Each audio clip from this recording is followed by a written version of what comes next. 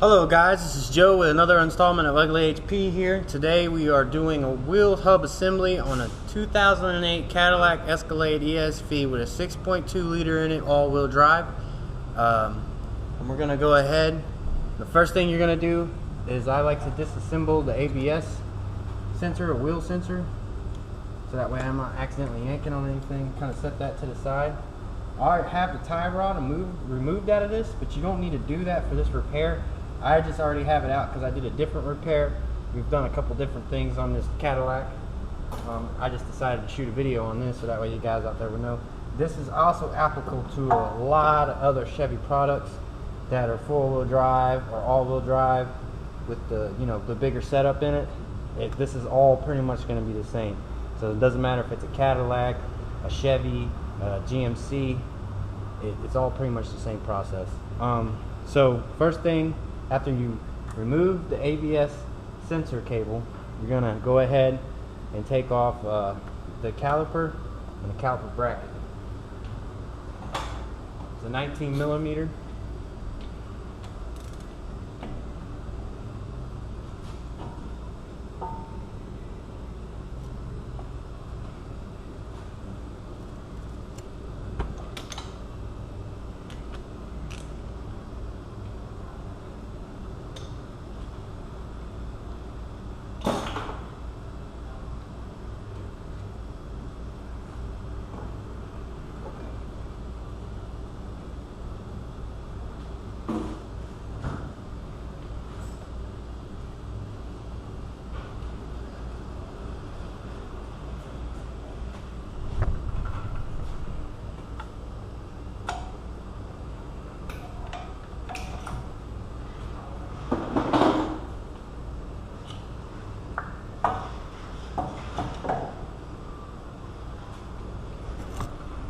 So that was the 19 millimeter, and then we got these two 18 millimeters back here.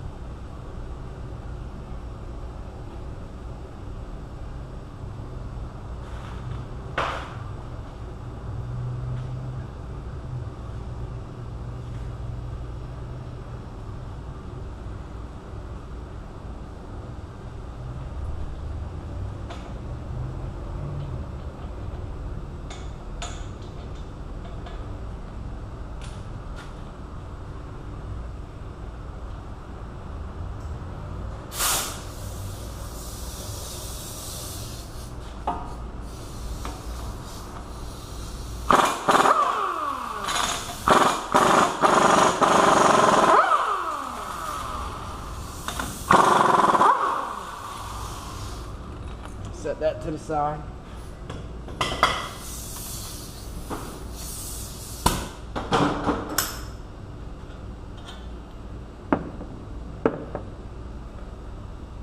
Alright, the next thing you're going to do is you're going to take off this rotor. There's a little torque bit right there holding it on there. So we're going to go ahead and get that off of there.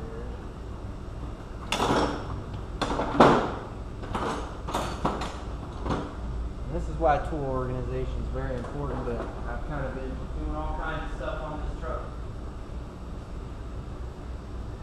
So I'm not staying very organized very well right now.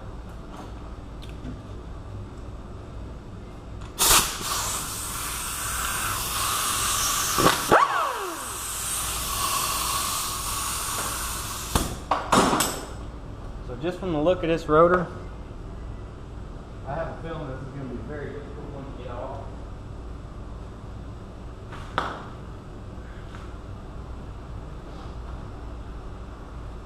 First go-to is going to be the trusty dusty hammer. I'm going to hit it, see if it'll pop right off there.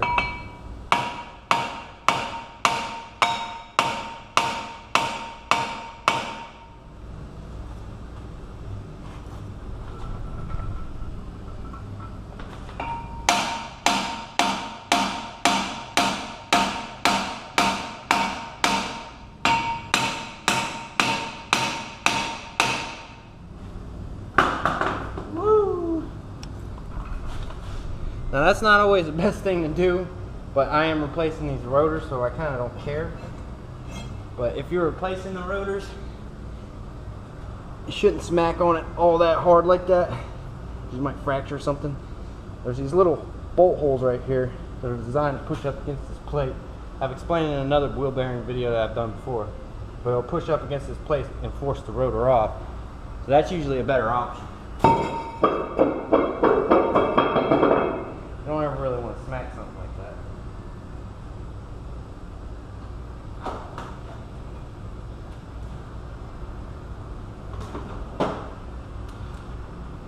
Alright, next thing we got now is this front nut. You can move that.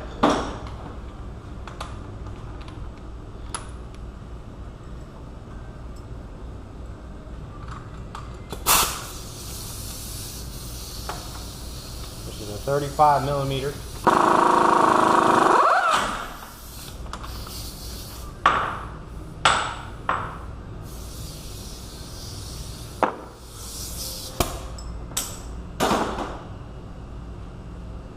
There's going to be a washer in there, make sure you get that out.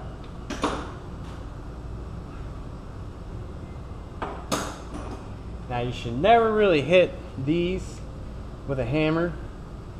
I do it as long as it's not going to be something that I'm going to have to hammer on, you know? It's going to, you give it a couple taps. If it don't come out, there you go, it already moved. Just give it a couple gentle taps, and if it doesn't move, don't sit there and wail on it, because you can either mess up the CV joint inside of there by knocking the joint loose, or you can smash the threads in on this thing. But I tapped it a couple times. It's moving freely now, so no big.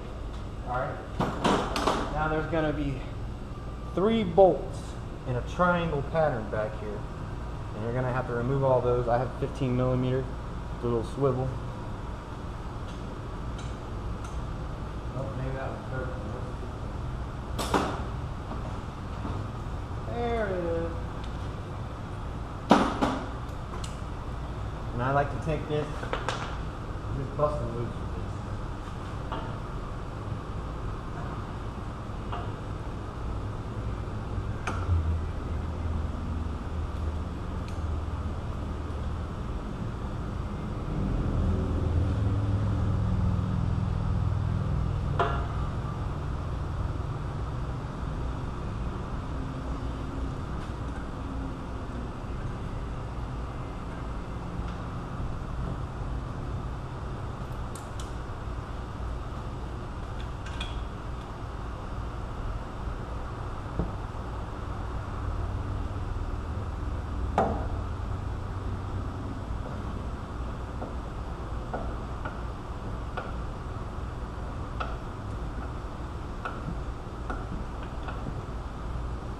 Alright, now after you get those busted loose,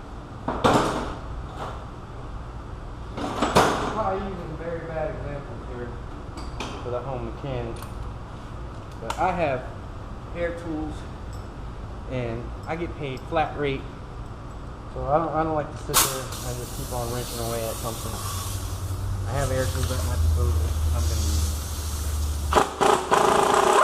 But you can do all these repairs with hand tools, given that you have the proper tools. Because that is one of the key things with always. You're always going to have the proper tools.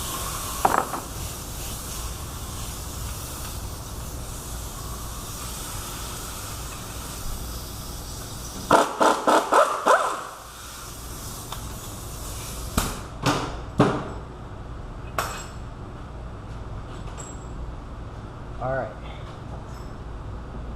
now the bolts are all out of this. It's just going to probably be real difficult to get off of there. But let me see if I can.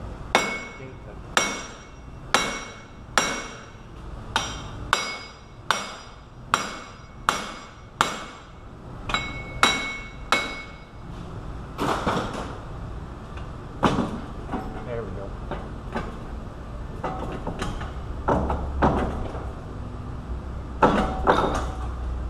Few taps of the hammer, and it got it on out of there.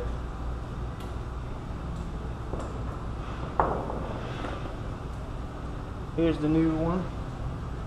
This one right here. Now you're going to make sure that you put the wire in there the right way. And it's very important to put this backing plate on there the right way. There's a little lip in there that goes inside of that. So if you put it in there wrong, you'll be able to tell. It won't seem right. Sometimes you just need to go with your instincts. If it don't feel right, maybe something's not right.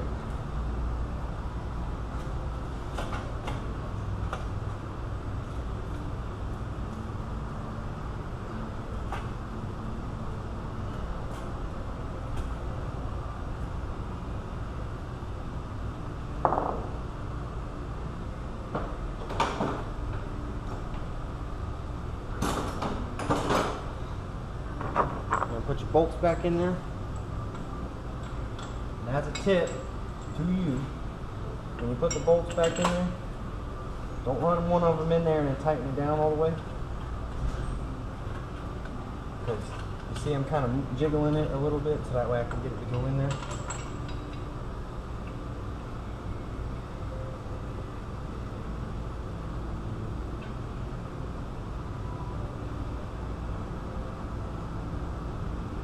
So that way you can get them all started. You should get them started at a few threads.